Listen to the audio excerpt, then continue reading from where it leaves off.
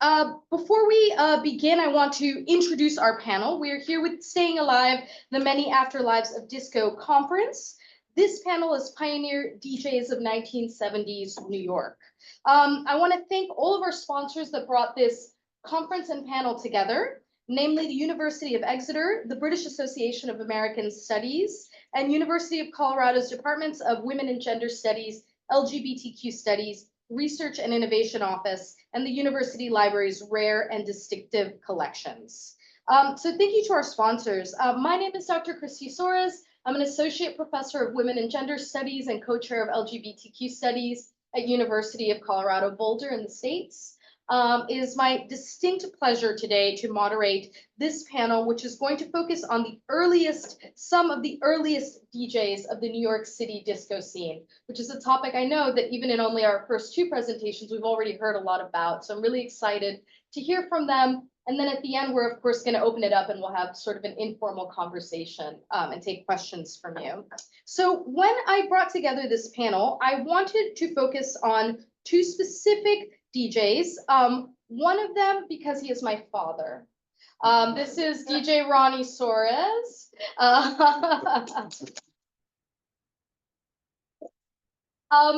I wanted to bring together him, obviously, because he is my father, but also because it occurred to me as I've been doing my research for a book that I'm writing entitled Macho Man: Performances of Latinidad in the Disco Era. It has occurred to me that the story of disco's emergence in 1970s New York has been told as a black-white story, and that it has left out people that are not racialized as black or white.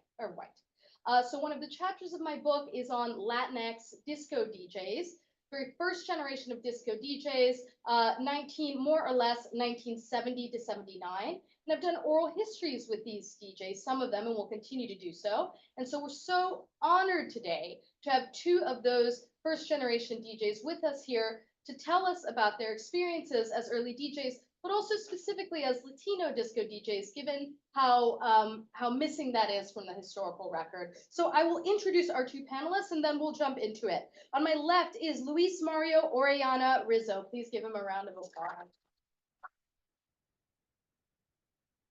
Luis Mario Orellana Rizzo's professional DJ career started at the inception of dance music, club music in 1969-1970, where he learned the trade by watching and then becoming an understudy for DJ Francis Grasso, his wonderful friend and mentor.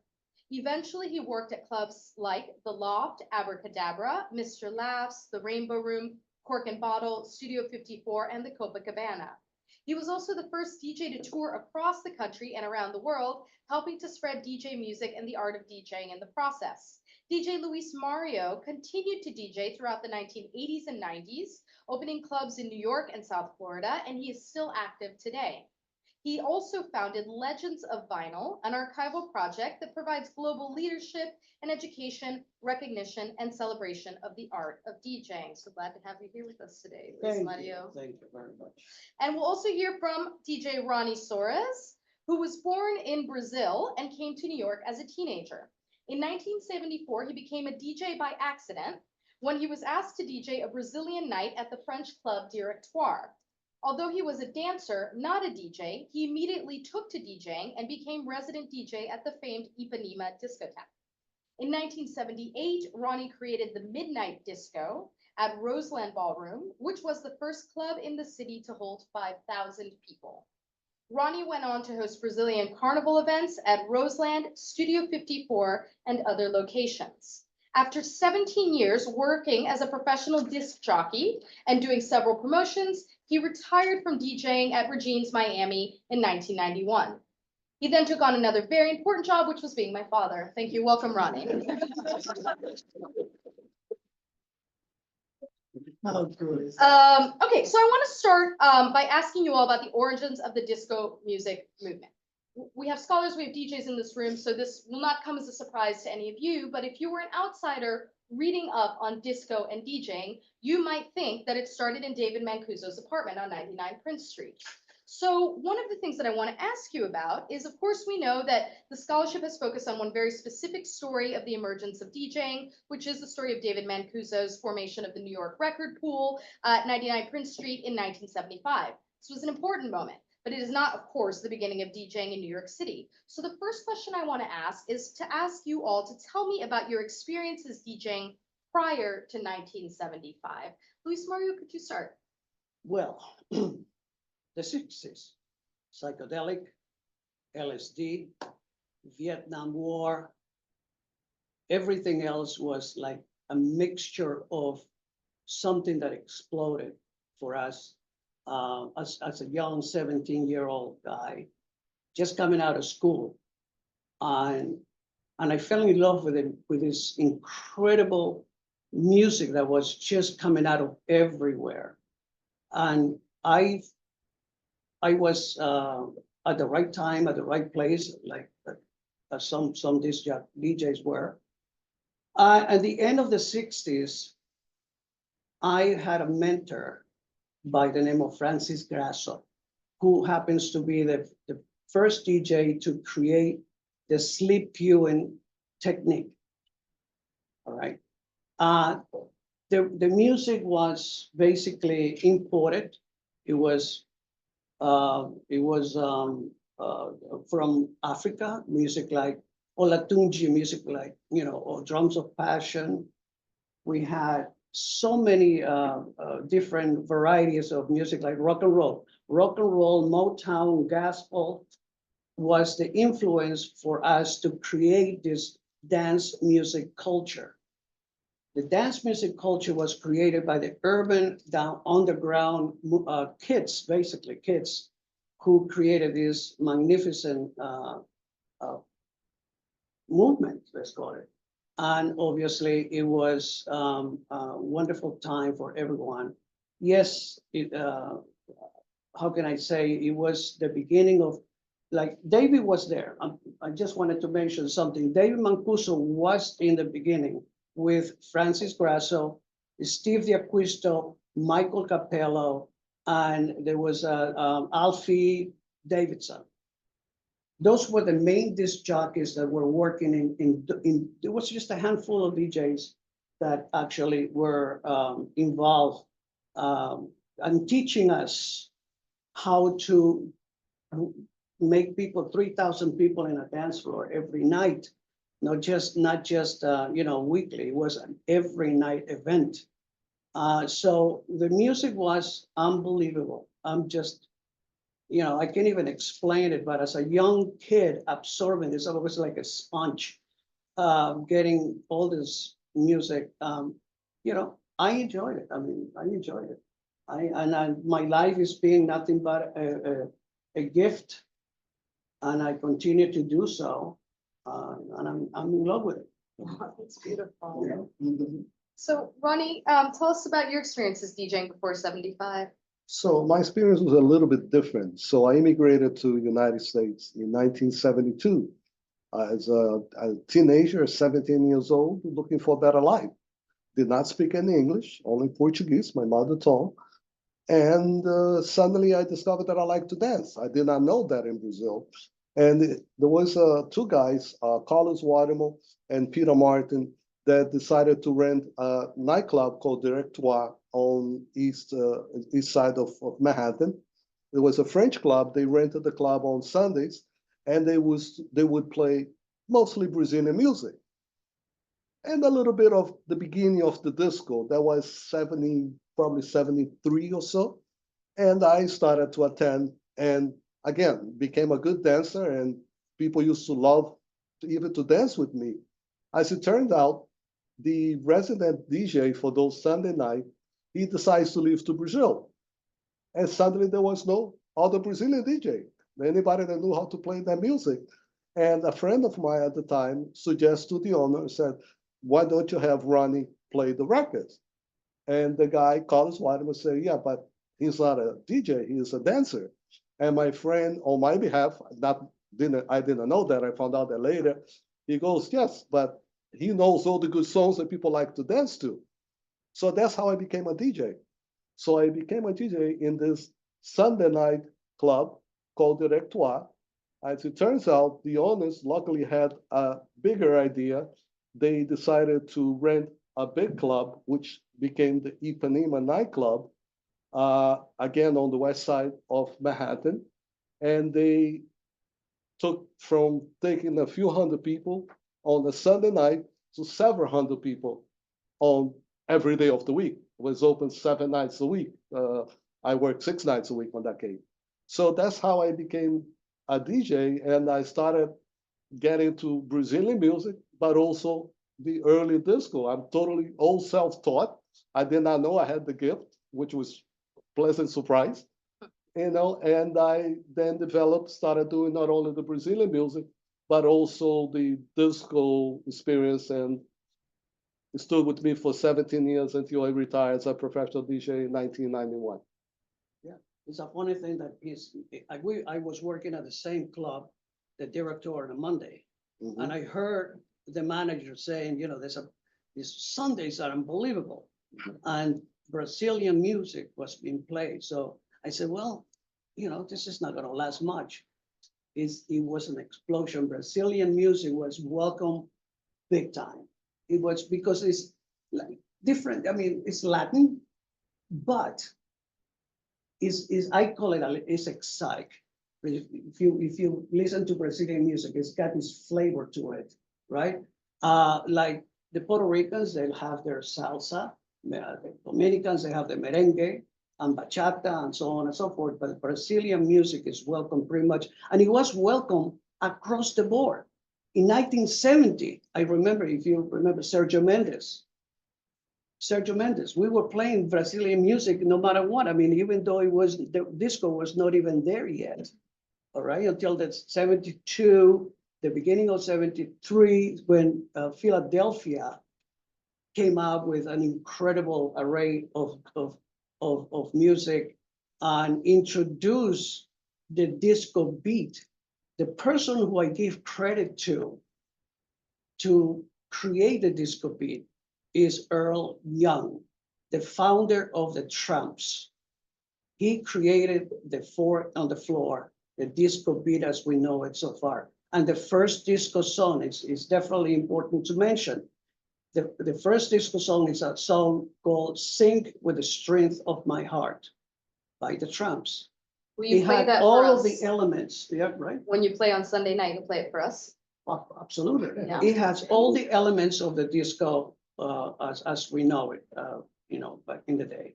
So yes, that's so important to mention how disco was just the evolution of the whole thing, and everything else. It was like magic. The whole world fell in love with a disco beat. The whole world is still in love with a disco beat because it's fun. It is, how can I say it? It speaks to your soul and makes you move. You just don't have to know how. Everybody knows how to dance. Those who say that, no, I don't know how to. Oh, you do it. If Ricky, you move, know how to dance. Some of us are better than others. Well, I'm sure. Come on. But Yeah. disco has this incredible, je ne sais quoi. But anyways, it's going to last forever because it is fun. Yeah. It has, that's all. That's all. The secret is because it's fun. So this actually leads into the next question, and I'll check. It's still okay with the sound when everyone speaks? Okay. So this actually leads into the next question. So you've just said that you were playing Monday nights at Directoire, you were playing Sunday nights at Directoire. So Directoire is an important club for the evolution of disco music in New York City, but actually Directoire is not a club that we hear about a lot in the literature. So that's actually my second question, is about the clubs that you played in. We know that the story of disco music's emergence and also DJing's emergence in New York City really centers on very specific clubs. And everyone has already said it in their presentations. It's Paradise Garage, it's the Loft, it's Studio 54, although we know, of course, there were many more clubs than that. So what I'd like to ask you about now is, what were some of your favorite places that you DJ'd, and why were they unique? So Luis Mario, go ahead. Well, the uniqueness about it is because we had the pleasure of being introducing just about anything. The crowd reacted to what we played in, for example, gay clubs. Gay clubs were the attraction, where the music, the best music was played. And, so I'm one of those few straight DJs that actually played in gay clubs. I was accepted by the gay community. Why? Because I did it well. And they actually appreciate it. Now, the gay community is extremely, extremely picky about who is, the music. It's all about the music. And if you introduce the music correctly, they will accept you, and that's the way it is. So in the beginning, there was a lot of the clubs were 99.9%. I'd say the same thing. It was gay. The whole evolution, the whole dance music culture was created by the gay community and the urban community. All right, and to this day, and I don't mean to jump from one thing to the other, but to this day, I will remind people that disco had this incredible effect on everybody, but remember, disco died in 1979, right? That's what they say, and I'm guilty of. I was hired to kill disco in 1979 in Las Vegas, televised, and I did it against my will, but I was paid very well. So I killed it, but disco never died. Disco continued. Once again, the gay community took charge of this and it made it happen. High energy, mix it with the DOR, dance-oriented rock, emerged. And look what happened in the 80s. It was a confusing era because then from the 70s, once disco was like, oh my God, everybody was coming out with disco. The Love Boat, really? You dancing to the Love Boat? I Love Lucy and all of these guys. Come on, give me a break. So people had enough. And like this DJ from Chicago, he, Frankie, Frankie right, Knuckles. oh, you're talking about Frankie, my God. There's so little time to talk about all of this kind of stuff. How many of you guys think that house music was created in Chicago? Have you heard that house music was created in Chicago? No. House music was created in the beginning, in the inception of, if you listen to the music correctly, just give you one song, please listen to Booker T and the MGs, Melting Pot. Listen to that song and you'll know that it has all the elements of the house music. That's what we were dancing to Exuma or Civisa. We were dancing to all of those groups that were giving you the essence of the house music. Eventually, yes, it was the evolution of it, but the house music, I want to make sure that people understand. And I can tell you this because I lived it. Yeah. I lived it and I absorbed that so I can share that with everybody. Of that. But I know that I went from one thing to another. It's beautiful. That's wonderful. And we'll be together for a few days and be able to follow up. So, Ronnie, you DJ'd, you already mentioned Ipanema, but after Ipanema, you went on to DJ at Roseland. Can you tell us about some of the other clubs that you DJ'd at and what that experience was like? Sure.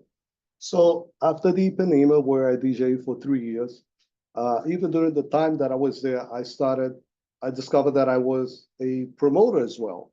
So I started doing parties catered to the Brazilian community. So I started doing parties like I would rent Roseland, the club that I went to work later on. I started renting the Roseland and throwing a Brazilian carnival where I would put like 1,200 to 1,500 people. I did that for a couple of years.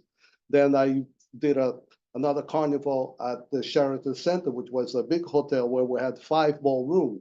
So we had a ballroom for disco, a ballroom for Caribbean music, a ballroom for disco, one for just custom, those Brazilian carnival custom that you've seen in the past. We had like people like that, and there was a 5th one, I don't remember anymore. And then we also did a carnival at Studio 54. So the first 3 carnivals, the 2 at Roseland and the Sheraton, I would bring live act from Brazil.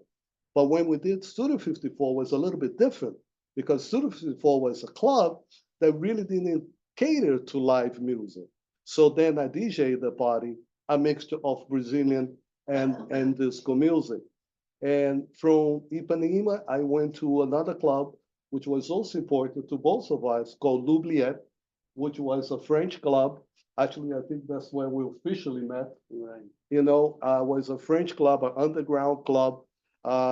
mixture of European music, which was really cool, was really nice, very dark, very dark. You couldn't see it, couldn't see the person next to you. Very Uh, sexy. yeah, too sexy.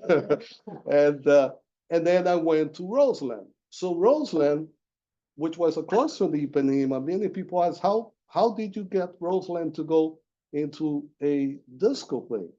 Remember, I had rented the club twice before, so I knew the managers, I knew the owner. And Roseland, which was a ballroom place, opened 1919. Amazing, 1919. And that's, we're talking about now 1977, more or less. And they used to have two live bands. They would have a Latin band, not a salsa. This is Xavier Cougar, or like if you love Lucy, you see Ricky Ricardo, like that type of music. And then they would have also an American band, and again, American band of the old times, So, and they used to close at 11:59, 11:57. Why is that? Because they had union, and each they had to play a set of, let's say, 45 minutes. So they didn't close at midnight. They would close, just around midnight. So by talking to them, I said, this is a waste. This is the disco era when everybody wants to go to have a club. And I got them to do a midnight disco. So ballroom music playing until 11:59, midnight, turn off the light, change the light, it's disco. Boom, boom, boom. Which was amazing because the old people used to stay and the young people used to come in.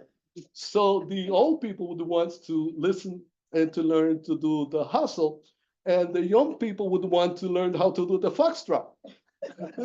So it was really cool. It was really cool. So from there, I went to several clubs. I worked at clubs that are not as popular, but important clubs. I worked at Regine's, which was, of course, a very famous club all over the world, where I retired in 1991, Regine's in Miami, but I actually worked Regine's in New York for many years. I worked at Club A, which was another high-end club. And then I worked at clubs such as Palladium, where I would work, let's say, a Brazilian night, or New York, New York, where I would work a disco night. So clubs like this, Club El Morocco. So I worked at several. I was fortunate enough that I worked at several top clubs in Manhattan for the 17 years that I decided to become a father, and you know who to blame. And I gotta tell you a funny story about the L'Oubliette. If everybody remembered when the lights went out in New York City, have you ever heard that? Even the Tramps came out with that song. Where were you when the lights? Well, I was working at the L'Oubliette, and I got there about, I don't know, 8. Started going to the DJ booth, setting up and things like that. All of a sudden, about 8:30, everything went off, and the manager, "Hey, what did you do?" We're like, "I didn't do anything." So, I'm looking around for a switch or anything to turn the lights on. Nothing. Nothing. And so the bartender, after a while, I guess, jumped the bar and he went, because this was under the building. It was underground.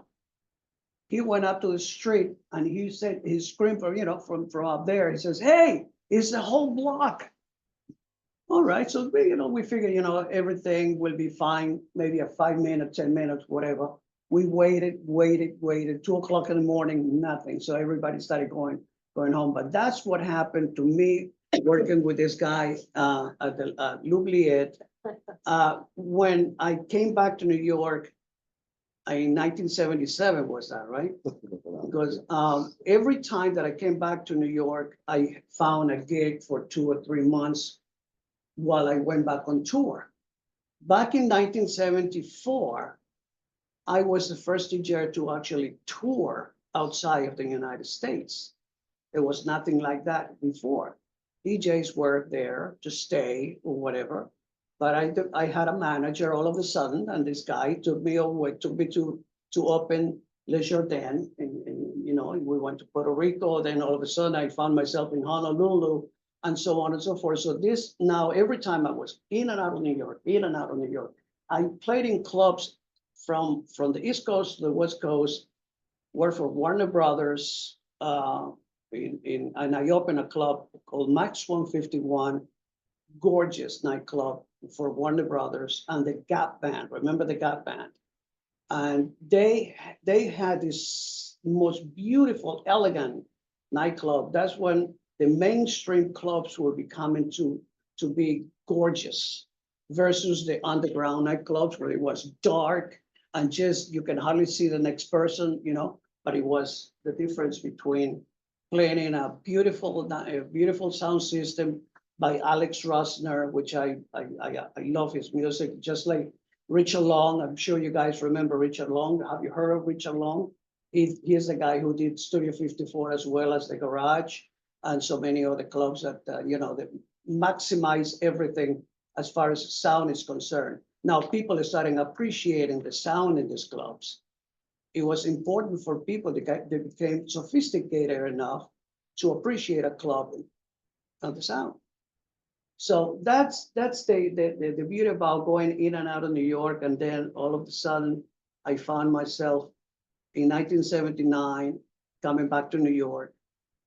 And my manager calls me up and said, after this disco situation in Chicago, he went to Las Vegas and he talked to an owner that was just opening a club called Money in Las Vegas. And it's time to kill disco. That's when I went to kill disco. I said to myself, this is not going to work for me because I'm not going to get hired anymore. Guess what? It worked. It worked. And it was an unbelievable time. Came back to New York and I landed at the Copacabana, the original Copacabana. I worked there for 3 years.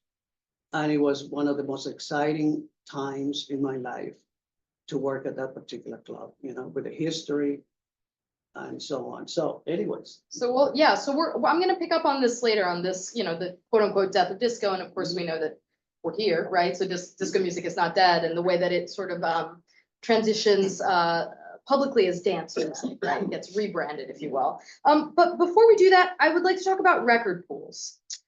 There's quite a bit of writing about New York City record pools in the 70s. In particular, of course, again, David Mancuso's record pool. One record pool that there isn't that much writing about, despite its prominence, was the International Disco Record Center, IDRC.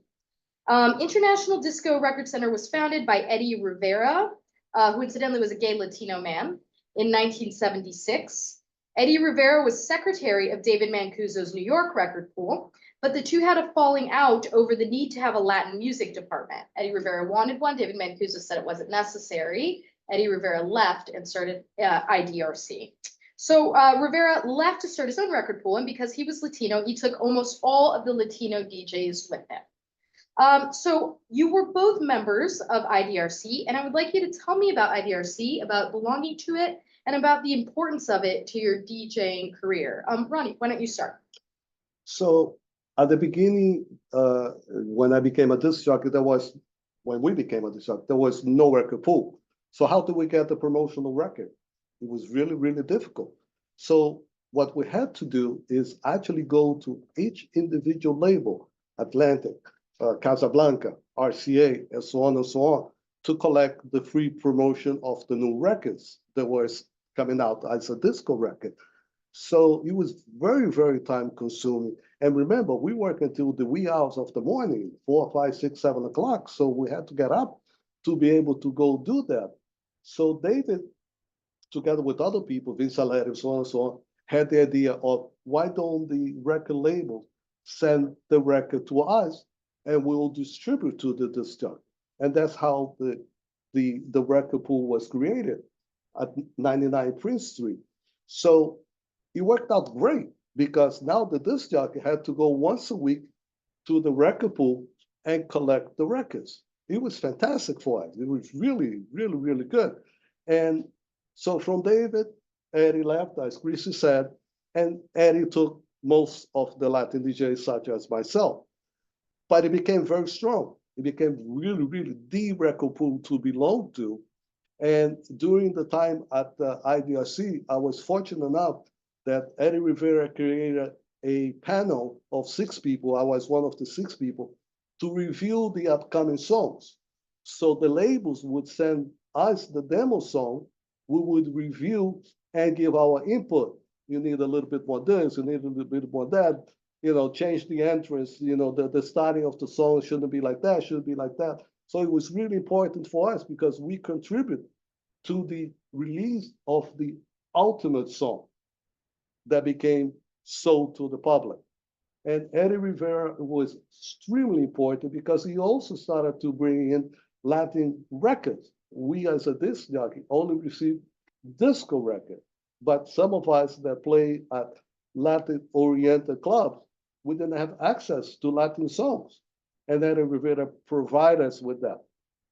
Further from Eddie Rivera was Judy Weinstein, Judy was the which was one called David's for the record, David's Slater, assistant. Yeah, David's assistant too, which also fought with David. So it was fantastic because we for a long time were privileged to receive the records directly from the record pool. Interesting thing fact, somebody asked me the other day, but how did everybody get a record? Well, not everybody got a record at the time. Because if the company were, let's say, 200 members, if they send 200 copies, then everybody got a record. But what if they only could send 50 copies? And then with the privileged few, such as myself, that were able to get the record, and then the other 150 people would have to wait until the next batch would come in, or they would have to buy the record. But it was really a lifesaver for us. Well, you go straight to the label, and you have to develop a little relationship with the record promoter.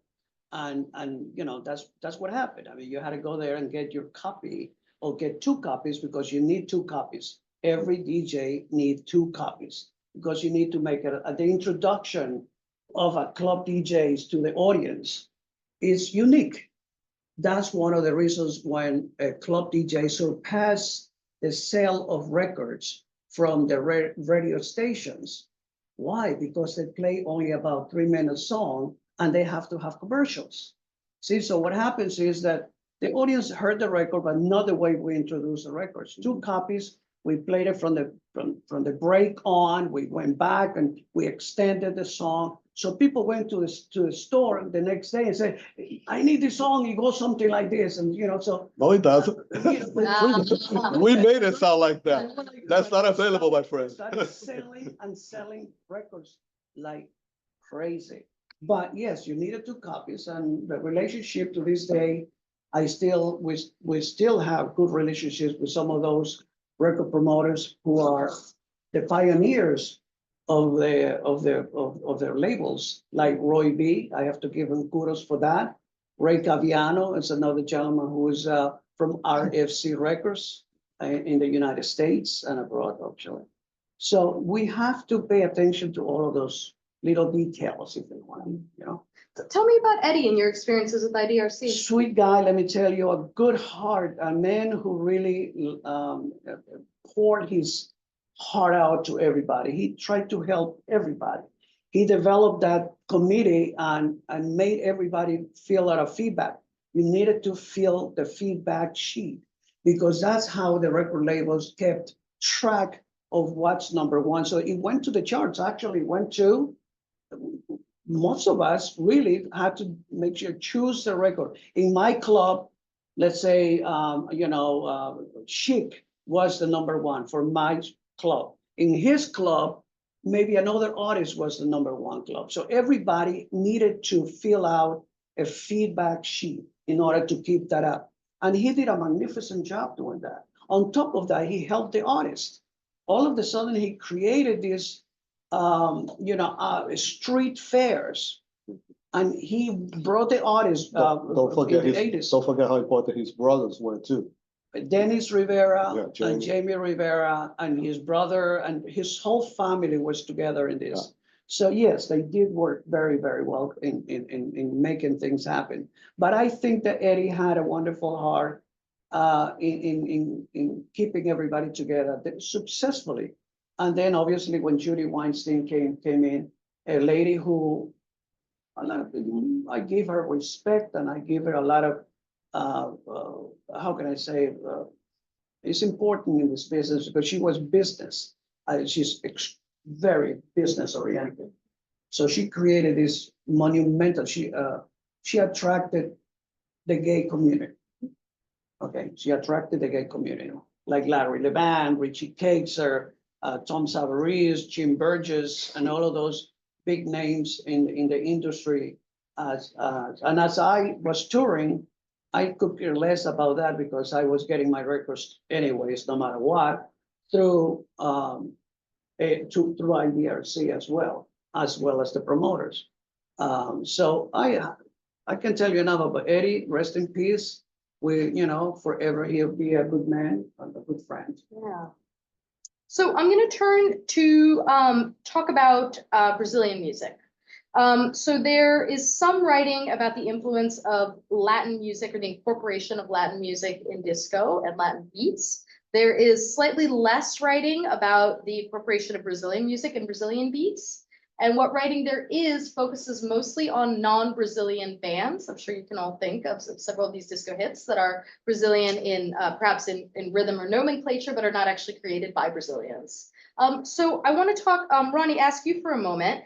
You were, of course, a disco DJ, but you also incorporated Brazilian music and also Latin music. You're, in fact, one of the people that's responsible for bringing Brazilian rhythms into New York dance culture. So I want to ask you, why was it important to you to incorporate Brazilian music into your DJing, and how did that work? Did you go from one song to another, intersperse? Sure. So again, being Brazilian, I love Brazilian music. That goes without saying. But I saw when I became a disc jockey that there were Brazilian songs that had the disco beat. And I decided to mix a little bit. I would play like a disco song and I would introduce a little Brazilian beat. And I saw that the crowd liked that. I said, oh, that's interesting, So little by little, I started doing a little more and more, introducing the Brazilian beat. So back to my original job at Ipanema, Sunday was Brazilian night, so I play a lot of Brazilian music. But the other main nights, let's say the weekend, Friday, Saturday, was mostly disco. But I would introduce the Brazilian beat. I would, like force them, mas que nada, la la la la, and the people would, hey, they like that. So I started doing more and more and more and more and more to the point that, as I mentioned before, that I started doing the carnivals too. So Brazilian beat became very popular. And a lot of the artists of the time, they were then doing Brazilian rhythm disco, where they would, for instance, the break of the songs, it would be a true Brazilian beat. It would be really, really, if you listen to it, that break of the disco songs, some of them were Brazilian rhythm all the way through, all the way through. And more. And then with Ipanema again, they decided to do, not me, I was the disc jockey, not the owner, they decided to do a Latin night where we used to bring the top Latin groups of the time, the likes of Celia Cruz, Tito Puente, Eddie Palmieri, Ray Barreto, all those guys played the Ipanema. So Ipanema became the #1 Latin club as well. And I would play the disco in between sets prior to them starting to play. And then during the break, the break of the band, I would play that. And a lot of them would refer back to the Brazilian beat because Ipanema was a Brazilian club. So they would play a Latin rhythms, but pushing towards the Brazilian beat as well. So Brazilian beat became very, very important in the disco era with several artists. There were percussionists that became extremely well requested by the disco bands to do the percussion. So at that time, if you really look at the percussionists at the time of the disco, and if you read the names, if you don't know who they are, you're gonna see that they sound Latin or Brazilian. You can tell right away. Like Paulinho da Costa, this was a fantastic percussionist. He played with Sergio Mendes, he played with several other bands, as well as several disco bands too. So that was the influence of Brazilian that, started from Ipanema and then just took off from there. And it continued to the 80s. Yeah. Tremendous to the 80s. Absolutely. Yeah. So yesterday, Luis Mario, we went to dinner and we were talking about some of those early songs, even pre-disco, that were dance music incorporating a Latin beat. Will you kind of explain to us what are some of the songs you think about that had those early Latin beats, danceable You music? had Latin beats right from the sixties. You had Santana, you had Mandrill, you had, even Barrabasa, whatever you want to call it. There were a lot of groups that they were Europeans, and they had the Latin beat into it. But the Latin rhythm was forever, as far as I can remember. It's always been there. It eventually became a little more noticeable, obviously the evolution of the whole thing. But as far as I can remember, Latin music was always there. Joe Bataan, you had people like that as well. I was the one who played the Latin rhythm. And I don't know if you remember a guy, an artist by the name of Gil Scott Heron, and the bottle, right? Joe Bataan reinvented the wheel with that song. Can you believe it? And he put the Latin beat into that song.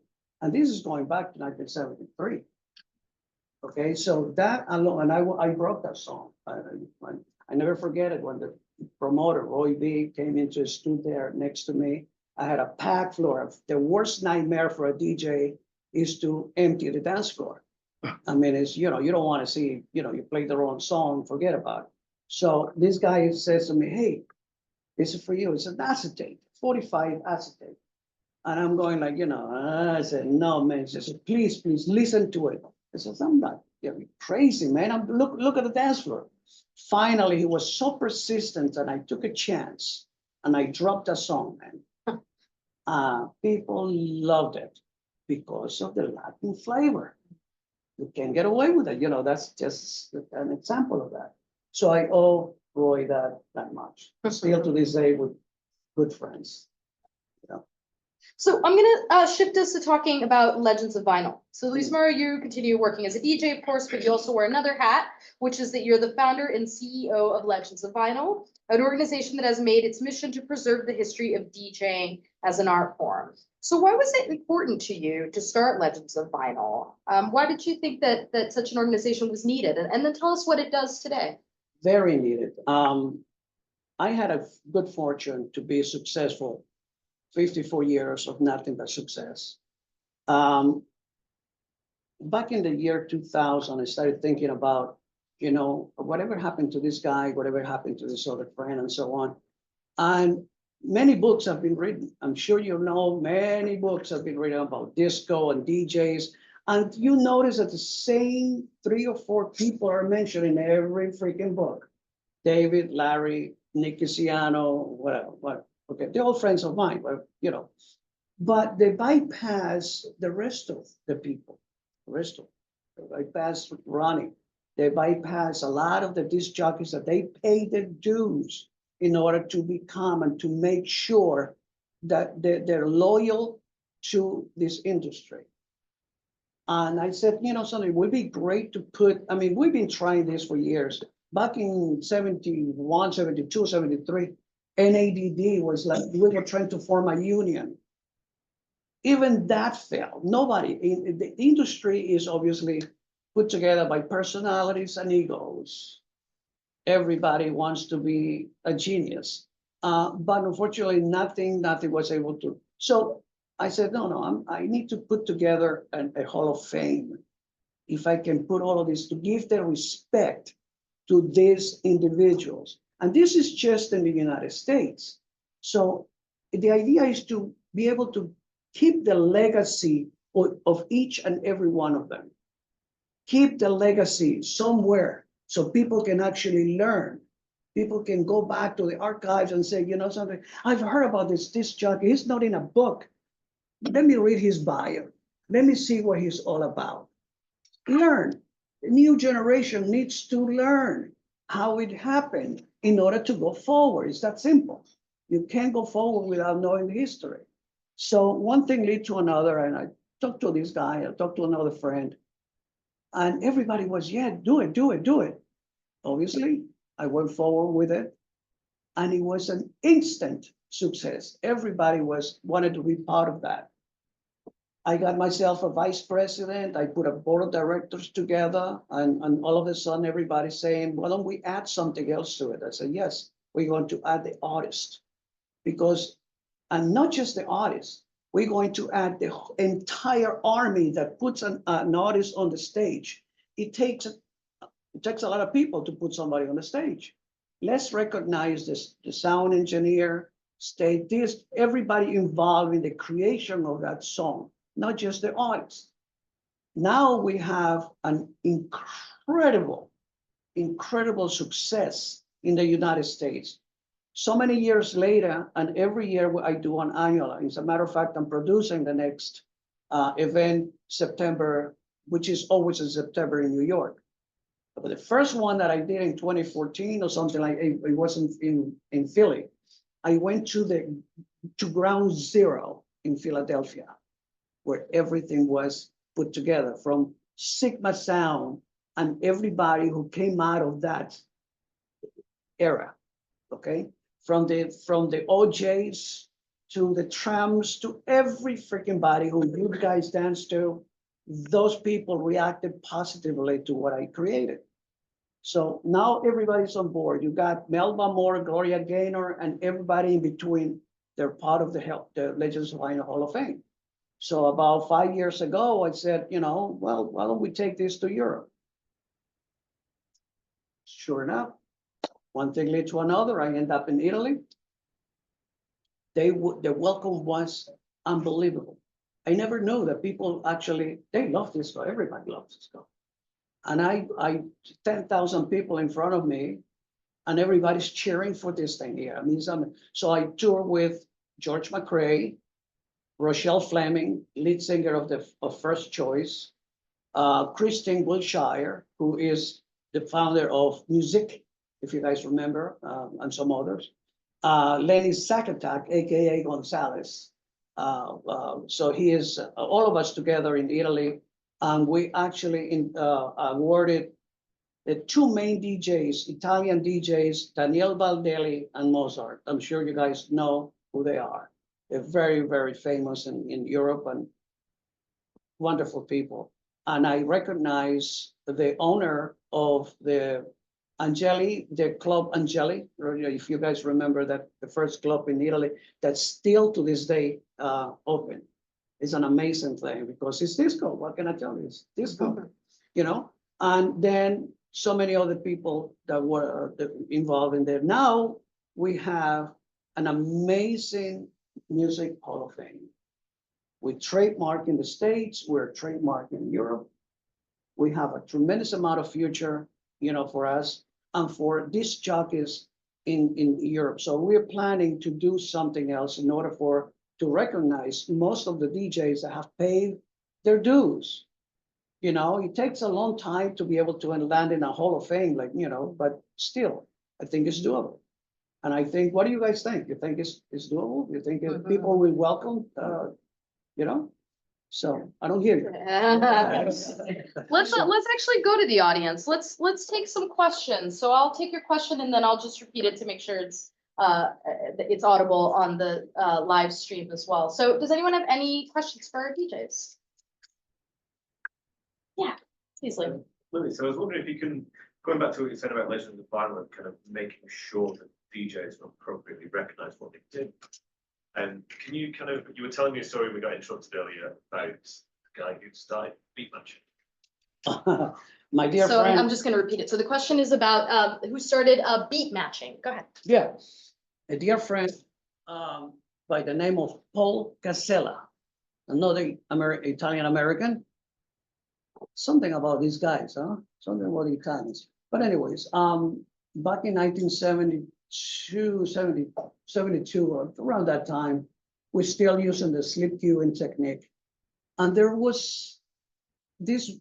word went out that there's a guy in Queens, New York, that was making a difference. And say, how can somebody make a difference? Well, like what? Slip queuing is, you have to know how to slip queue, but it says, but this guy, we're using 45s, and this guy is beat matching.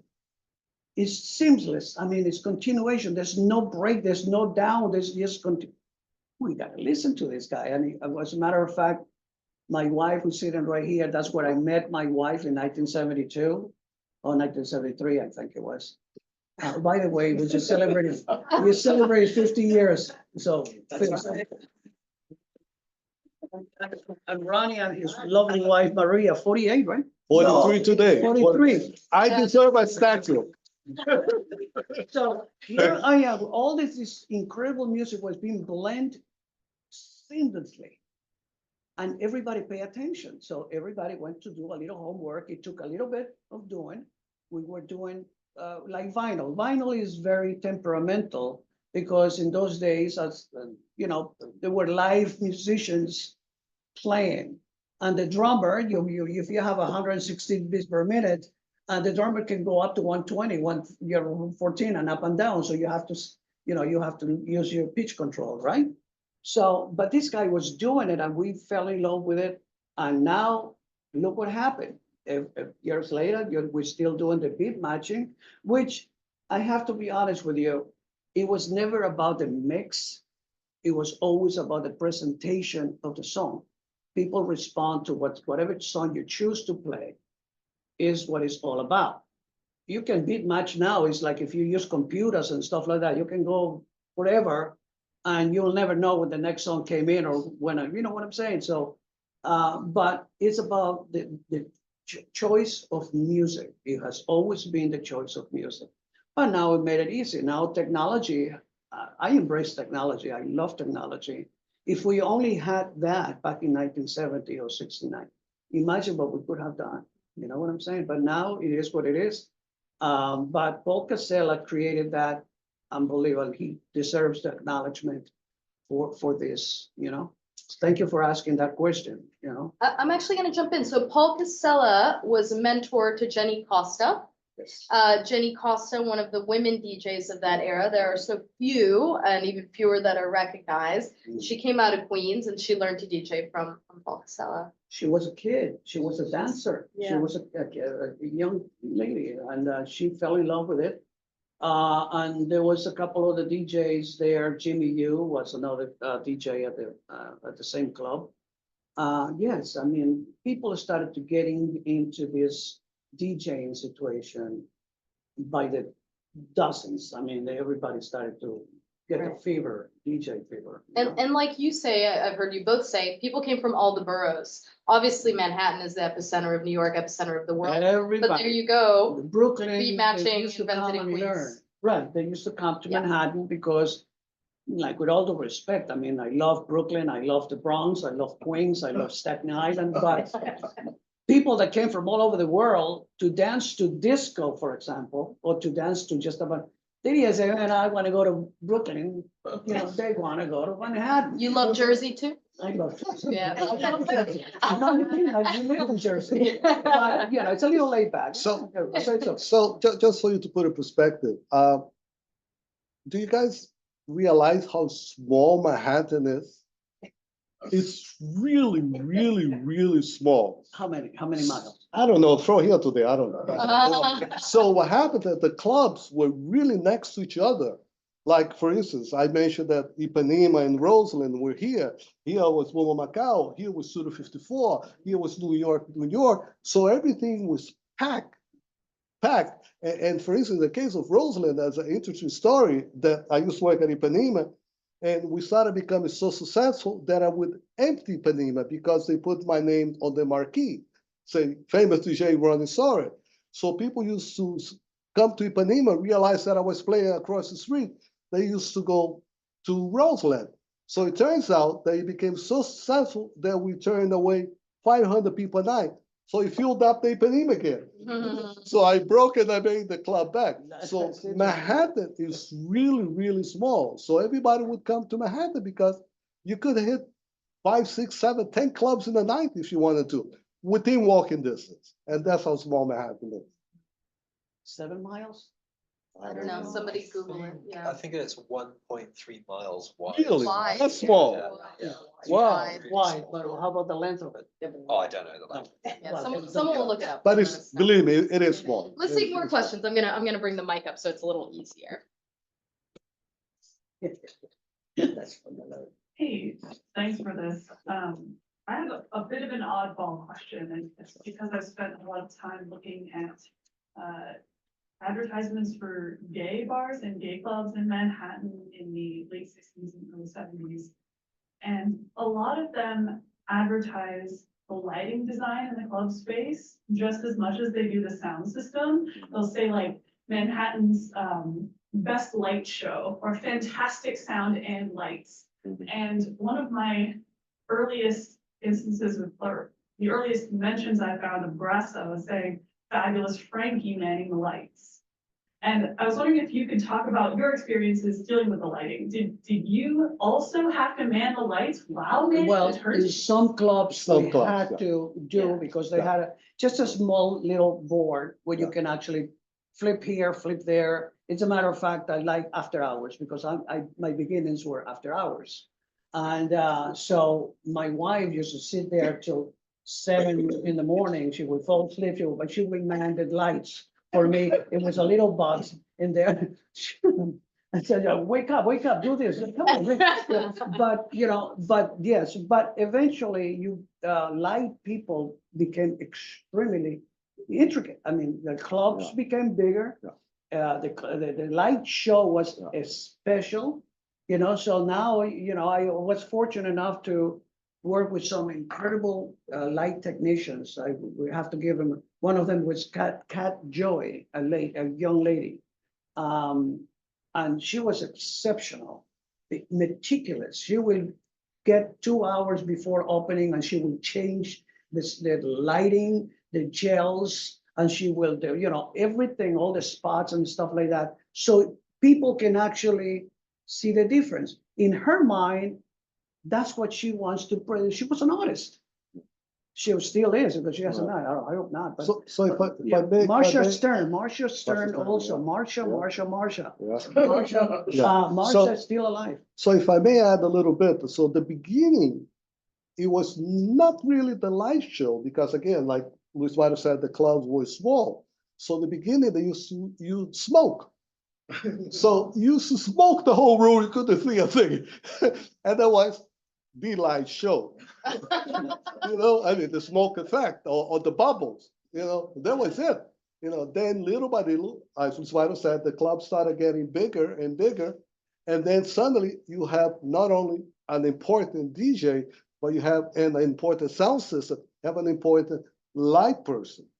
So if you take, for instance, we both mentioned Studio 54. Studio 54, he really took a light person to work there. The DJ could not do both like we did at the beginning. You really need it. Or if you go to Xenon, or if you go to Hollywood, New York, whatever, New York, And then later on, what became famous was the John Travolta floor, the checker floor. So that became like, whoa, this is it. This is the latest thing in lighting, which was nothing, to be honest with you. I mean, it was all electronic. The thing would work by itself. You would, Well, it was random automatic. random automatic pattern, But yeah. as it kept improving, that smoke went away, the bubbles went away, the John Travolta Saturday Night Fever went away, and then lighting became important. And then it became really, really, really somebody that could spend the time to work on that, And then they became not as important as the DJ, but something really In the needed. gay community, it is Especially in the gay community. Yes, outrageously yes. important. Yes. Everything in the gay club, it is absolutely important. Yes. And that's when I mentioned Marsha, because Marsha is, to this day, she is probably the on top of in her career. And but also I had my, during the night, working with a light person, they have to sync with the DJ. Totally. They have to know Totally. the art. Yeah. They have to know when I'm gonna break, they have to know this, so they have to be on the lookout. Yeah. And sometimes they don't do the job well, and I will go off on them. And because I want effect, I want a reaction. For every action, there is a reaction. So when I want to black out, I want to black out. You want drama. As a DJ, I was able to introduce that, mostly in the gay community. You can't do that on a straight club, let's call it, or a mainstream club, I will go into a waltz in the middle of the night to break the night. Or I will go into an opera. I will go into something outrageous. And the moment people will just, everybody's tripping anyways. Everybody's like, go back into the drugs. It's a huge, everybody is high in a club. So, Ricky is sinking into her seat right now as you tell this story. everybody's high. I mean, you can't deny it. From the owner to the DJ's high. I mean, so you play for the crowd that is in sync. Everybody's dancing to what you are delivering. You're making this audience react to what you're doing. Yeah. Right. And if I may add yeah. something, which is, I think I always found interesting. When I used to work at a club that it was close enough, like Ipanema, for instance, was close enough to the dance floor, I could honestly tell you when I would play the next song, what couple would stop dancing. I would say to people, look, I'm gonna play the next song, that couple, and that couple is going to stop dancing. And I could, to the point that I would play the next song, and the majority of the time, I was right. The word thing for the disc jockey was what I used to call to sweep the floor. When you play the wrong song, and then people leave. And there was, by the way, I still have nightmares about that. When I'm sleeping and I'm dreaming that the song is finishing. Yes, and I don't have, find a record. yeah, You can find and I don't have the next record But- cue in. okay. Still today, 50 years later. But the thing is that you need to learn to play with the owner. The owner needs to make money. Yeah. Some DJs that say, oh man, I can make these people dance all night long. Yeah. He or she will lose their job. Yeah. Because back in my day, guess what? We were working for the mob. The mob Well, owned the not clubs. all of us. You came a little after that, But the fact is that a club owner wants to make money, and you need to know how to do the wave. How to Never move the crowd. emptying the dance floor, but Yeah. always keep a percentage of people that can go to drink Yeah. and dance at the same time. Rotate. You have to know how to do You have that. to rotate the crowd. Exactly. If you empty the dance floor, it's like picking people up with shovels. You can't do that. It breaks the night, But it's true about the fact that, all of these club people wear high. When I'm saying that, and now you hear, let's do a Studio 54. Let's bring back Studio 54 night. I'm against it. And I tell you why. You can only reminisce about it. You can only, think you can never go back to yesterday even. Because all the planets were aligned. Everything was aligned for that night to be successful. To be able to, everybody to be in the same mood. Remember, as a DJ, you had a set, for example, in your mind. Never make a list of things what you're going to play, because whatever you played yesterday may not work today. Different Whatever, crowd. it's Different just a crowd, different crowd. mood, The different time. Everything is Yeah. changed. So for anybody to think that you can make a list and say, this is what I want to play tomorrow, Doesn't work. no, you're not going to work. I mean, Now what is time the it didn't work. creativity? You need to think. You need to make sure that you put a little bit out there. Don't stand like that and let the record play and stuff like that, like a mommy. What happens is my mentor, Francis Grasso, the first thing that he told me is, you're in control. You always will be in control. Don't let the audience manipulate you. You manipulate the audience. And always show to the audience that you're enjoying what you're playing. You need to show the audience if you play something, but if you go there and do this, the audience is watching you. The audience is saying, look at this schmuck standing like this. Let's You see know what I'm saying? more questions. Schmuck. This is really great. Thank you. I'm enjoying it so much. I've got a question about record shops. You talked about the record pool and the access for DJs to the latest tunes, and also the way that you were kind of feeding back on it. I was fascinating hearing about that. But what role, if any, did the record shops play in breaking records, in bringing records to you? And can you mention any of the important record shops and even maybe some of the people that worked in them that were playing that role for the DJs? Oh, the record stores. How can you not love the record stores? Back in the 60s, whenever my beginnings, you needed to go out there and pick the records. You spent hours hours looking at a particular label at the same time. If you know that you were playing a Wilson Pickett and he was on Motown, you know the Motown label was hot or not or whatever. So you took a chance because in those days you couldn't even listen to the song, but you took a chance on the label. And then you got home and you listened to that and you couldn't wait one record. You couldn't wait the moment because you already had a plan of when you're going to drop that song during the night. You know exactly how hot that song was. You dropped it. But record stores in Manhattan, the first record store that I went to was Downstairs Records. There's Downtown Records, Colony Records, and obviously, eventually, later in years, Vinyl Mania Records, which are Charlie. But vinyl, you know, but the record stores were incredibly important for the DJ. Once the record pool came to help us in some way, I will go to the record pool a couple of times a week and get out of there with 100 records. And then got home, I don't have 100 records, you probably pick about 3 or 4. And everybody we used to use as Frisbee, used to use because there's so many, everybody would put so many records out.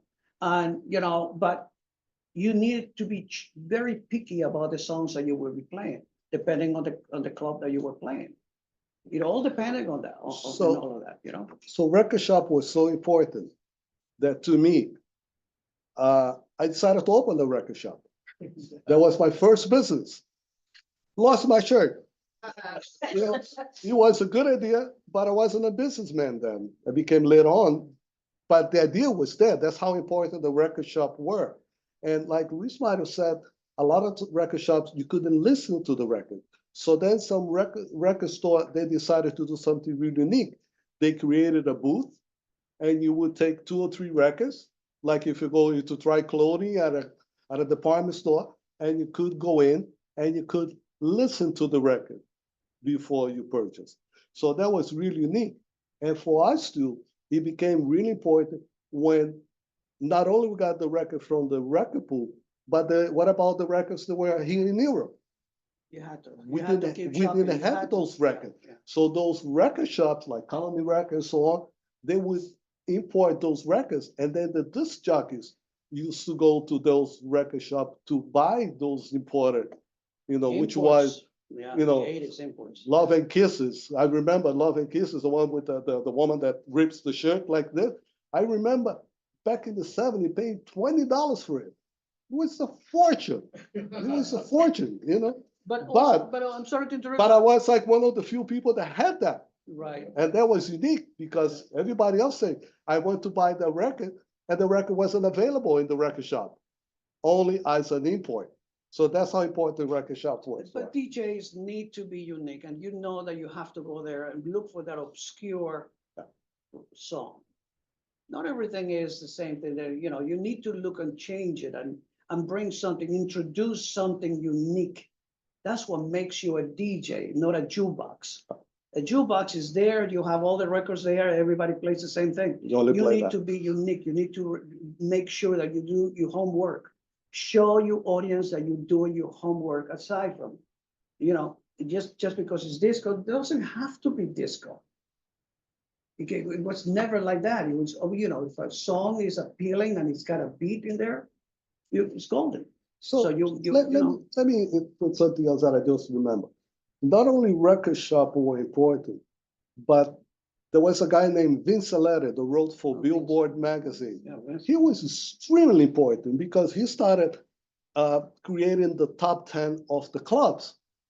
So I don't know if everybody knows what I'm talking about, but he would get, let's say, a guy, you know, Ronnie from whatever club, and I would provide him with the top 10, and then he would go somebody from San Francisco, the top 10 and so on and so on. Right. And that became really, really important because then the whole United States would see what is playing elsewhere. And it may not be necessarily all the time a disco song. Like for instance, I remember one time that I reported that I was playing a song from Lonnie Smith, which was a jazz artist. You know, I actually happened to be my favorite type of song. Our favorite, my wife and I, favorite type of song. And a guy from, I'm going to say San Francisco, also reported the same song. So Vince Aletti then made a comment in addition to his top 10 for this jockey. He made a comment about, both Ronnie Soares and so reported Lonnie Smith, blah, blah, blah, blah, blah. I think it's called Tears for Tomorrow. I think that's the name of the song. And then suddenly, other disc jockeys started playing because Vince Aletti reported that a guy in New York and a guy in San Francisco or somewhere in California were, hitting that song. And that song became popular because, again, of Vince Aletti and the people that reported Vince the Aletti song. also was ahead of his time, and I also want to remind everybody that the letter of intent to create the 99 Prince Street record pool, David Mancuso's record pool, Vince Aletti, Steve D'Acquisto, and Paul Casella are the three signatures in the letter of intent that it was created. Vince Aletti was there ahead of his time, because he was doing the report. He was doing the report to Billboard and to everywhere else. That's how they got the news, who's playing what. Take a few more questions. We have time for a couple more.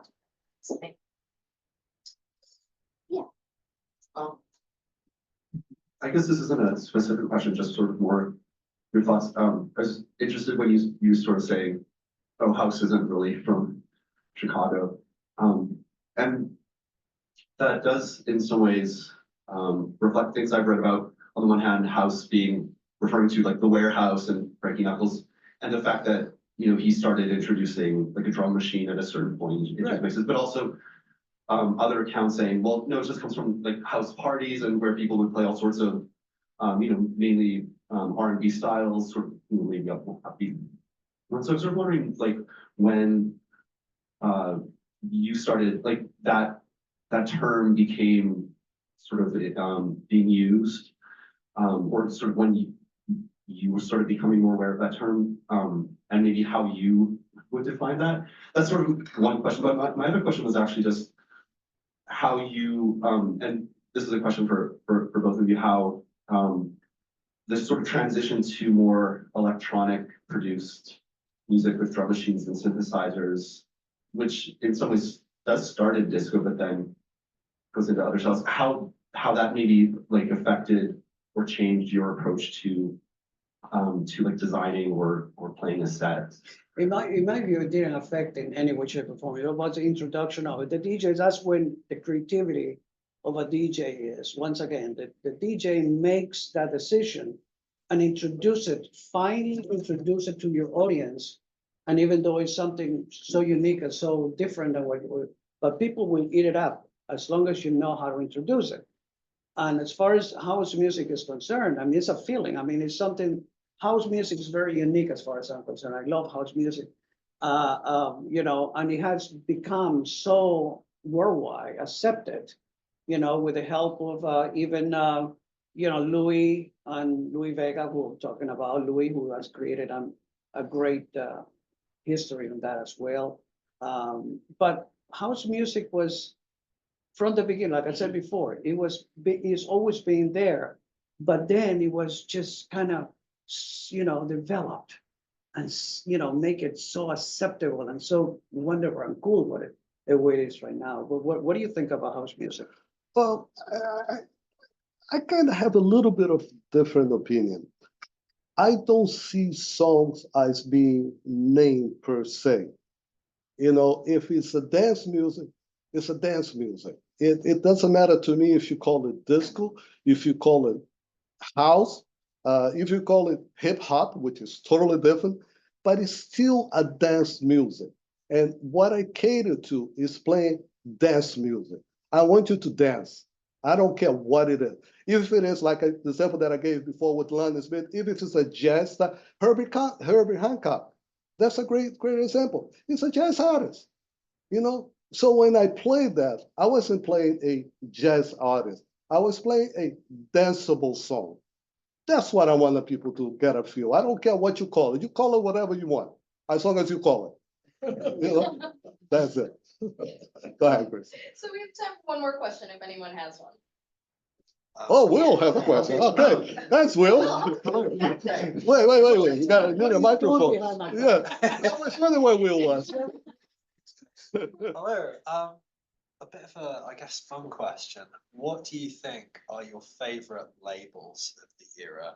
Or what are the most underrated labels, do you think? Because there's, in the 70s, there's so many small labels that come out of disco. From the disco era, there's so many. Casablanca was Casablanca, huge, yeah. huge, and then obviously Atlantic RFC Records. Atlantic. Atlantic was amazing, Yeah. absolutely. But RFC Records introduced Gino Socio and Change and so many of those groups that made a huge impact.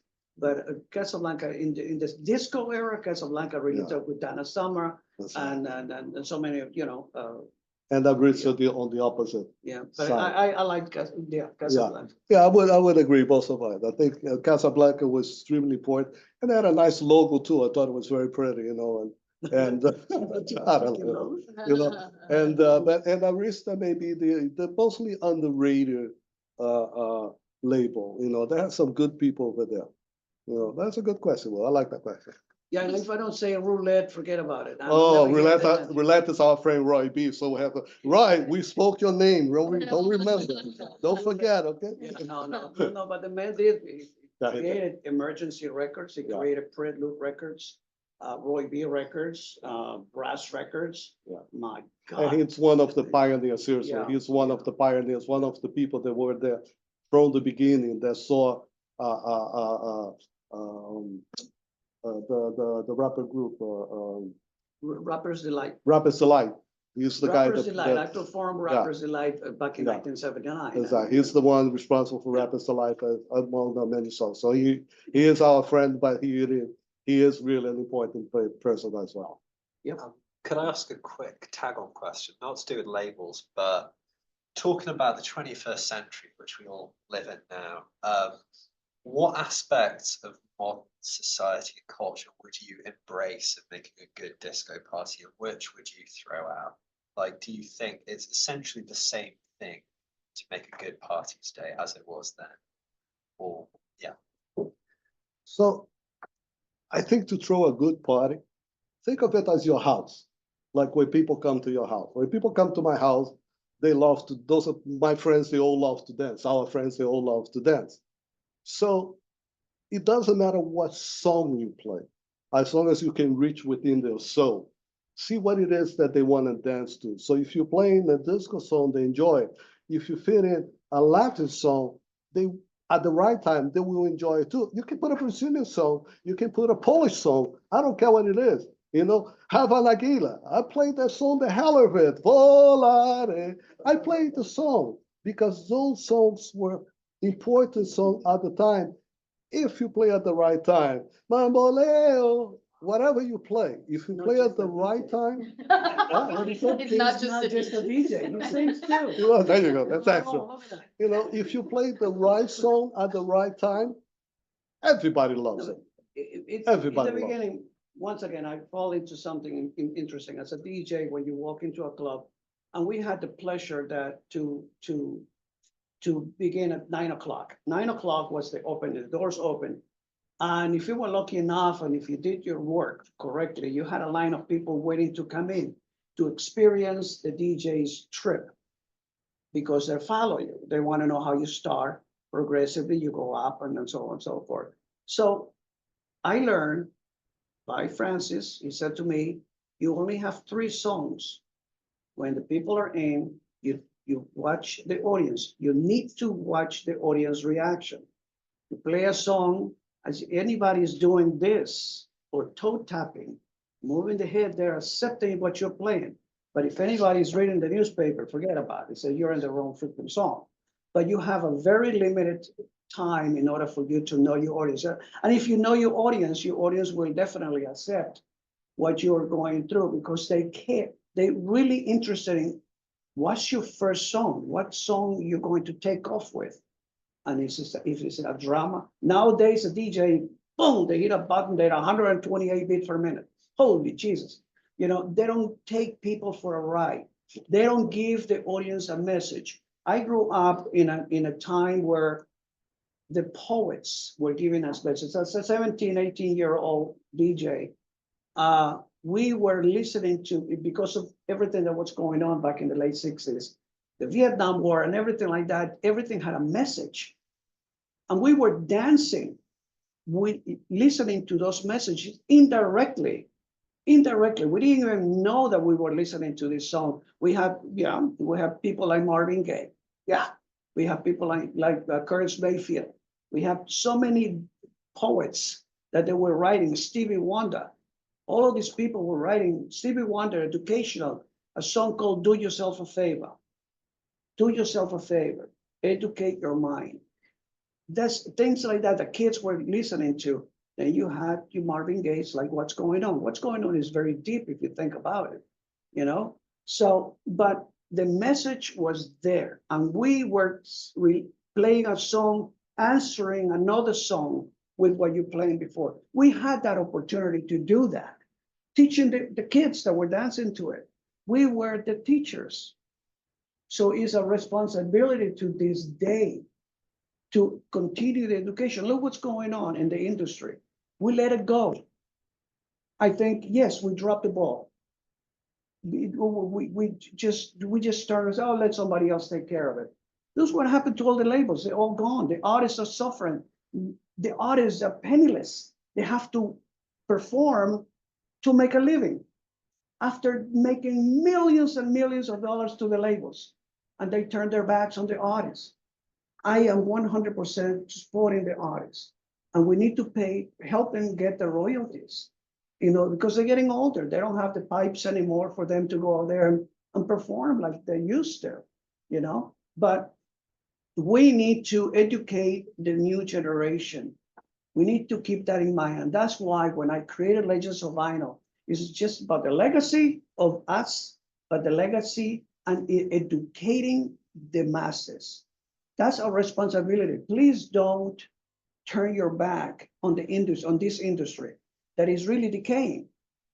Is nothing out there is really outrageously great. Yeah, there's some artists here and there that continue. But if you think a little bit about it, where is the lyrics, harmonies, and everything is cold.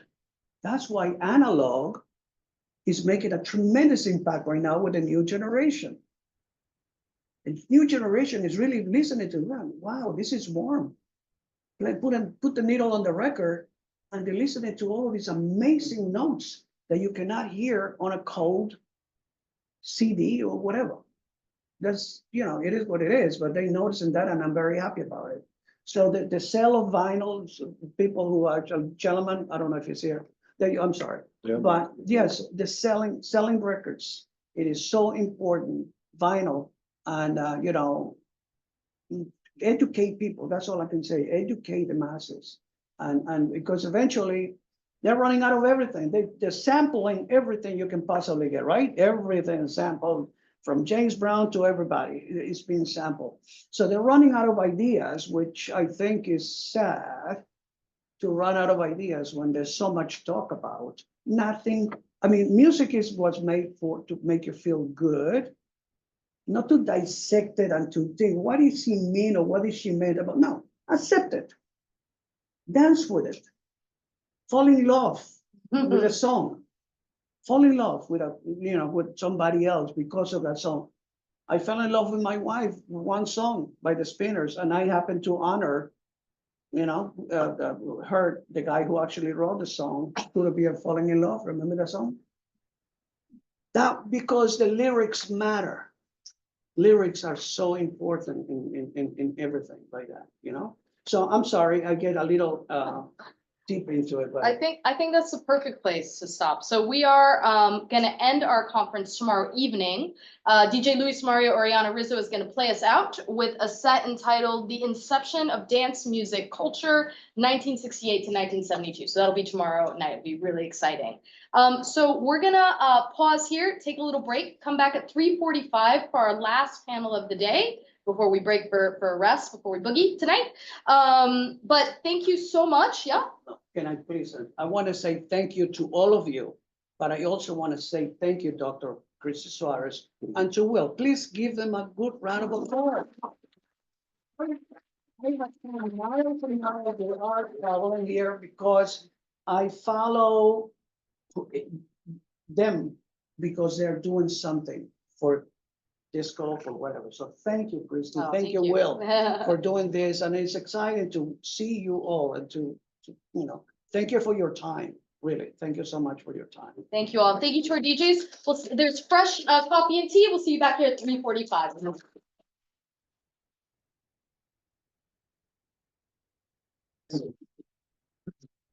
Good, that was fantastic.